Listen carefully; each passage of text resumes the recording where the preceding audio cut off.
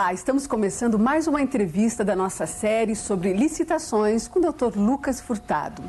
Dr. Lucas, deveres e obrigações das partes. O que é que nós temos que saber sobre a responsabilidade do contratante, que é a administração pública, e do contratado, e também dos seus deveres? Nós já tivemos oportunidade de conversar em outro programa que a administração pública assume uma posição de supremacia, que a lei de licitações e dos contratos administrativos põe a administração pública em uma posição de supremacia. Vale dizer, a administração pública possui uma série de direitos em relação ao contratado.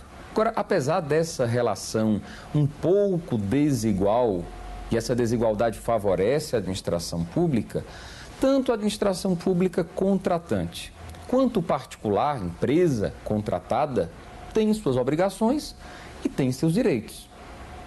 A obrigação das partes, de ambas as partes, executar o contrato. Normalmente, os contratos administrativos são as compras, não é isso? Os contratos mais frequentes, mais comuns, são as compras, ou o fornecimento, o serviço e as obras. Nesses contratos, o que cabe à administração pública? Pagar pelo serviço executado. Então, a obrigação básica da administração pública é, conforme definido no contrato, efetuar os pagamentos nas datas aprazadas, não é isso? Nos valores corretos. Quando houver cláusula de reajuste, reajustar o contrato. E a obrigação básica do contratado é executar, vale dizer, entregar os bens, fornecer os bens, prestar o serviço, executar a obra. Então, as partes têm suas obrigações e têm seus direitos. Agora, o que nós temos de observar é o seguinte: de uma forma geral, ainda que a administração pública dê alguma atenção às licitações, a administração pública normalmente, infelizmente, não dá essa devida atenção à execução dos contratos. A lei de licitações determina que a administração pública é obrigada a indicar um servidor que vai ser o gestor do contrato, que vai acompanhar a execução do contrato. Qual é o perfil desse gestor?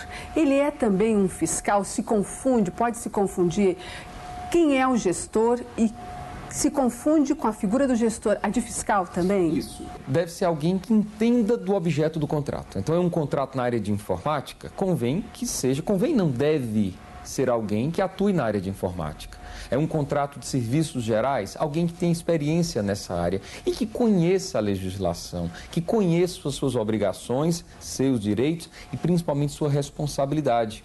Porque o que nós temos visto ultimamente é o seguinte: várias empresas inidôneas aproveitam-se do fato de que a administração pública não confere, não dá a esse gestor do contrato, a esse servidor que deve acompanhar a execução do contrato, instrumentos necessários à execução dos seus trabalhos. Então, onde que muita empresa ganha dinheiro? Não executando o contrato. Não executa o contrato, não utiliza o material que deve ser empregado. É direito e obrigação das partes de executarem o contrato na forma que foi pactuada, início, meio e fim. E uma pessoa, uma figura essencial nessa relação é esse servidor da administração pública que é designado para fazer essa gestão, essa fiscalização. Essa pessoa ela não tem poder de punir a empresa contratada. Não tem poder de impedir pagamento. Qual a função desse gestor do contrato? Reportar-se à sua chefia.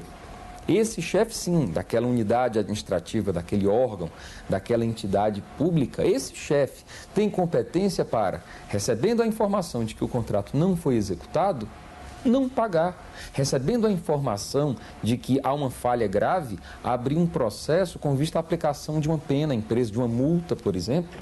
Então, não é o gestor do contrato que vai multar. O gestor do contrato reporta-se à sua chefia e informa o que ocorreu naquele contrato, o que está ocorrendo. Se a empresa contratada executa ou não o contrato conforme combinado. A execução está em andamento, uma das partes descontente.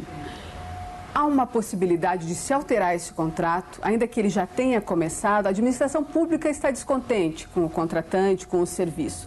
Há uma possibilidade de alterar esse contrato? O artigo 65 da lei, ele contém 2 incisos. O inciso primeiro trata das alterações unilaterais, mas cuidado, unilateralmente, somente a administração pública pode alterar o contrato.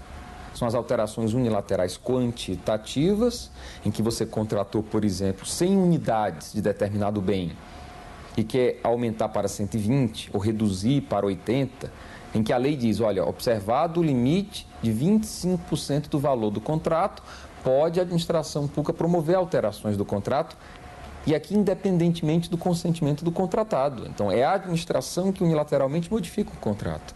A lei ainda permite que também unilateralmente a administração, com fundamento nesse mesmo inciso, artigo 65, inciso 1º, promova a chamada alteração unilateral qualitativa, em que a administração pode modificar especificação, pode modificar projetos que foram contratados de uma forma e posteriormente descobre-se que convém, em nome do interesse público, modificar. Então, existem as alterações unilaterais e existem também as alterações consensuais. Por exemplo, mudança de regime de execução de um contrato. Foi celebrado um contrato, por exemplo, fornecimento de água mineral para determinado órgão público. E esse órgão público verifica que não tem condições de estocar aquela quantidade. O fornecimento havia sido definido no contrato, seria feito quinzenalmente. A administração pública diz, eu estou tendo problemas para armazenar esses botijões de água mineral. O que faz? Conversa com a empresa e, amigavelmente, eles vão modificar o regime de execução. A execução vinha sendo feita quinzenalmente, será feita semanalmente. Possível, desde que haja consentimento. Para as alterações unilaterais, eu lembro apenas que a lei impõe sempre o limite de 25%, tanto para aumentos quanto para supressões. E observe o seguinte, importantíssimo, seja uma alteração unilateral, seja uma alteração consensual, é necessário que se justifique dentro do processo. Iniciada a licitação, abriu-se um processo.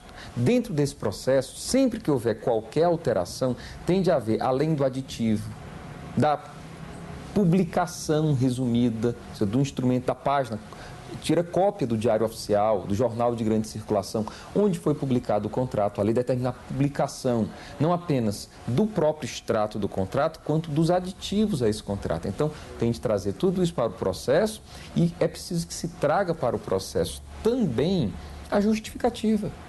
Há um ponto que nós já tocamos no programa anterior, numa entrevista anterior, mas vale agora para esse assunto, acho que é pertinente, em relação a uma certa desigualdade que há na relação administração pública contratante e o contratado quando o assunto é pagamento. Vamos que a administração pública incorra na falta de pagamento. Como é que isso acontece? Quer dizer, ela pode atrasar o pagamento, ela tem esse direito? Como é que funciona? Olha, essa pergunta é mais frequente, principalmente nos contratos de execução continuada. O que é isso? Aquele contrato com vigência de 12 meses, por exemplo, um contrato de prestação de serviço de limpeza. Vamos pegar esse exemplo. Contrato de execução continuada. A empresa presta o serviço, apresenta a documentação que comprova a efetiva prestação de serviço e a administração pública não paga. Claro, é direito da empresa de exigir o pagamento. Mas ainda que não haja pagamento, ela, a empresa, não pode suspender a execução do contrato. A empresa é obrigada a manter um contrato. O artigo 78, inciso 15 da Lei de Licitações, diz que somente se o atraso for superior a 90 dias, aí a empresa contratada pode ou suspender, aí ela comunica à administração que vai suspender a execução do contrato, ou pedir a rescisão amigável, se não for obtida, judicial. Então, vê-se que há uma desigualdade nessa relação. Se a empresa contratada não cumpre sua obrigação, a administração pública não pode pagar e deve puni-la. Se a administração pública não cumpre sua obrigação, qual é a obrigação? Pagar. Pagar pelo bem fornecido, pelo serviço prestado, não é isso? Pela obra executada ou pelas etapas de obra ou de serviços executados. E se não ocorrer esse pagamento, a administração pública tem o dever de pagar. Mas tem também o direito e o dever de exigir que o contratado mantenha a execução do contrato. Doutor Lucas, obrigada pela entrevista e até o nosso próximo encontro. Então, eu que agradeço. No nosso próximo encontro aqui, vamos conversar sobre a extinção dos contratos administrativos. Muito obrigado. Obrigada a você por ter estado conosco em mais esse programa, mais essa entrevista da série Licitações, produzida pelo Instituto Legislativo Brasileiro em parceria com a TV Senado. Obrigada e até o próximo programa.